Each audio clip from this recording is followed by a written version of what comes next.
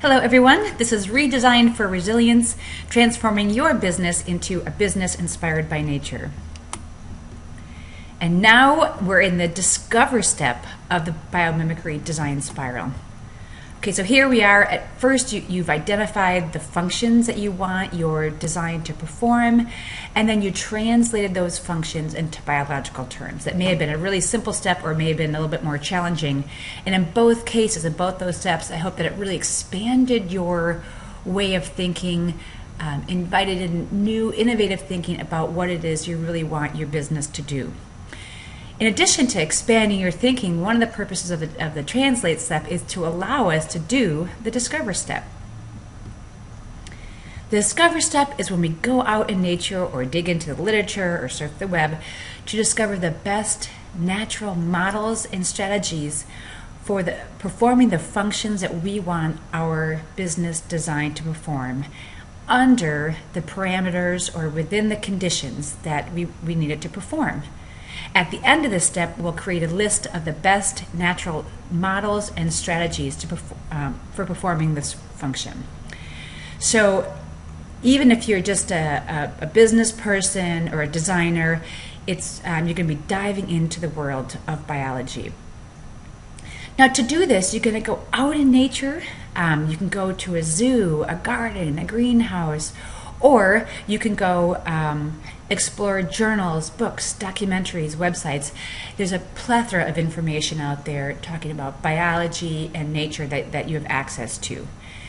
When you're looking at strategies, you can consider both literal and metaphorical models. So if you're designing a thing, it's much more easy to see the literal model. Like if you want to create something that protects, well, there's plenty of things in nature that protect, and you can copy them almost exactly. But if you're doing something in business, you're much more likely to do a metaphorical model or emulate the strategy.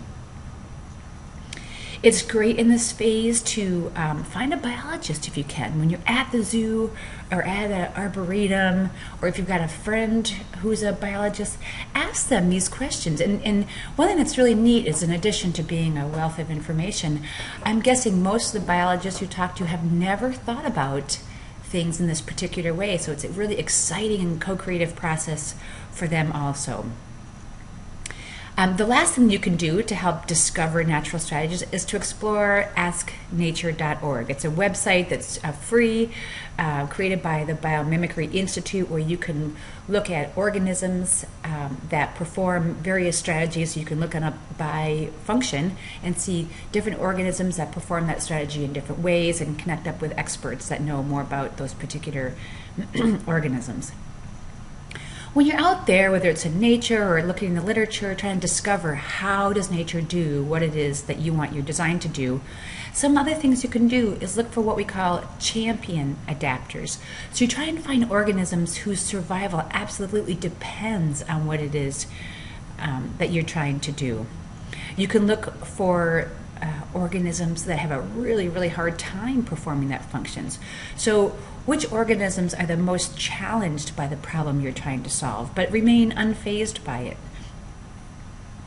You can look for extreme habitats at both ends of the spectrum. So for example, in a swamp or in a desert.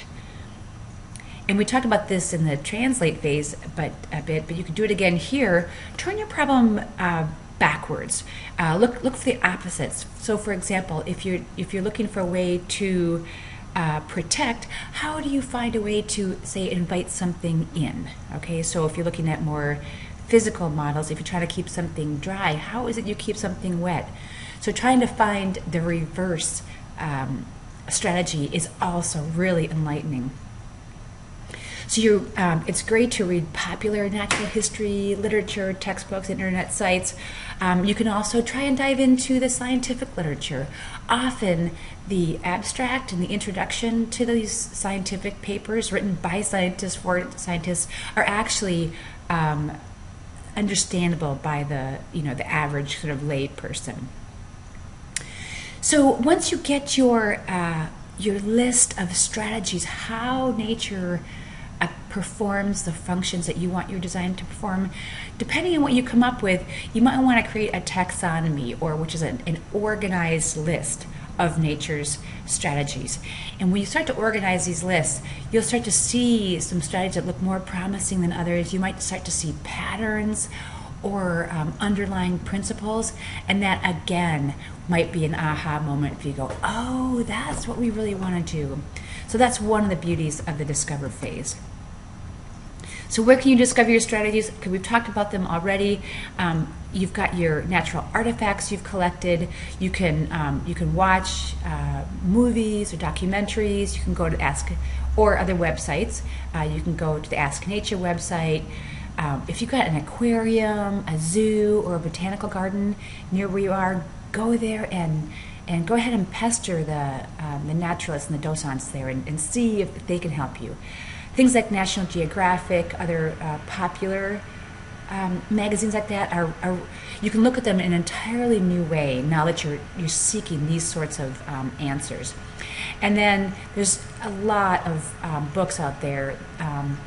General books like The Way Nature Works is great. You can look at books on trees, lichen, fish, insects, whatever it is that you have available to you, you can dive in and start to discover strategies that nature uses to perform your functions. And as always, and almost above all, I encourage you to go outside, take a walk, take a hike, go for an explore, and you can look at nature in an entirely new way by trying to seek out and discover strategies. All right, so let's look at a quick example. We'll take a look at our vacation policy challenge again. So let's say you went to the discover phase. Some things that you might have come up with. You might have observed that trees, just go outside, you might have trees available even if you're in an urban environment. Trees in the winter appear to do little to no work, while the outside world, the rest of the world, is essentially dead, during winter time. So you might want to, that might be a version of vacation in nature. You could also look at trees in the summer as being sort of on vacation. There's plenty of resources, plenty of sun, and that time between early growth stage and fruit time, they're working, but it's easy to do work under really pleasant conditions. So those might be two versions of vacation in nature.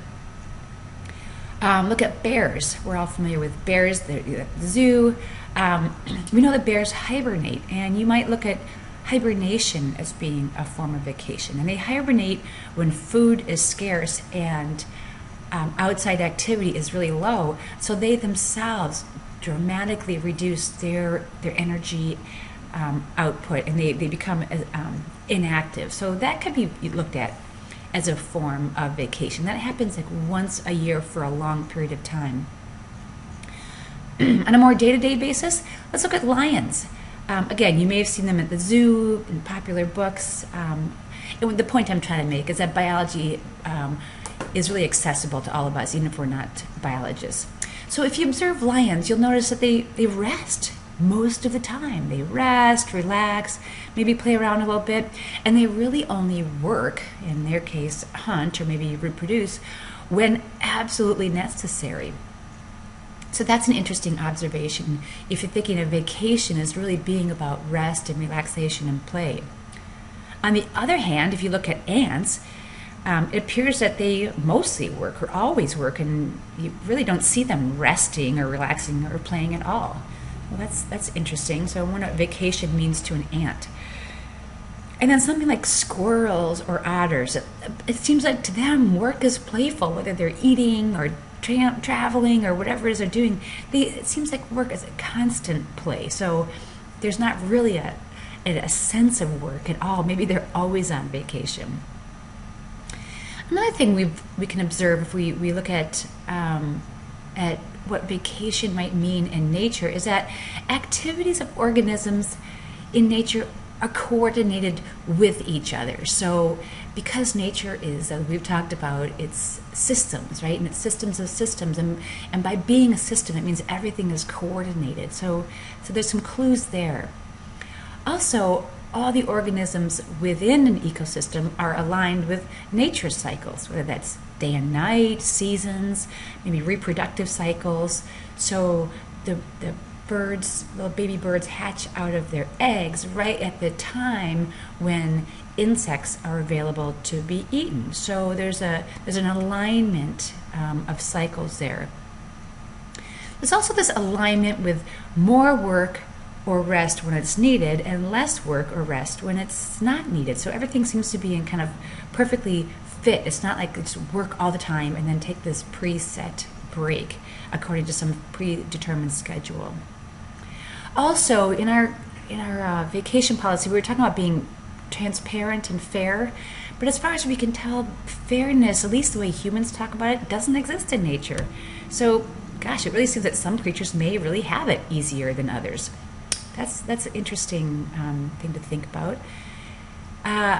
We talk about having open communication, and in nature, although there's communication going on all the time, it sure seems to be on an as-needed basis, really directed at who needs to be communicated to and who needs to respond to that communication. Then the last thing we've jotted down that we noticed is that organisms in nature don't seem to travel to rejuvenate. So they don't travel long distances in order to rest, relax, and play. They seem to be able to do it on site. So if our design challenge was to come up with a new vacation policy, these are some of the things that we might discover if we explored these different sources of biological information.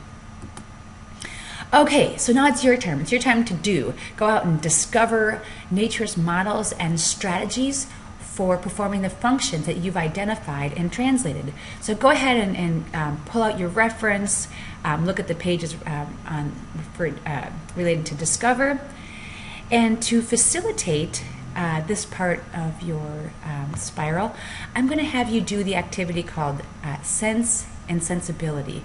And this is a really interesting one to help increase your ability to, quote, see things in nature that maybe you haven't seen otherwise. And I say quote because you're actually not seeing at all in this activity. It's going to be with blindfolds, and you're going to use all of your senses except sight in order to get sharpen or heighten your sense and sensibility.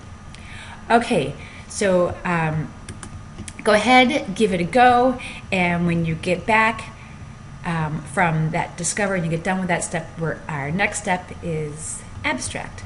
All right, have fun with this, and I hope you have an amazing time discovering strategies and models in nature.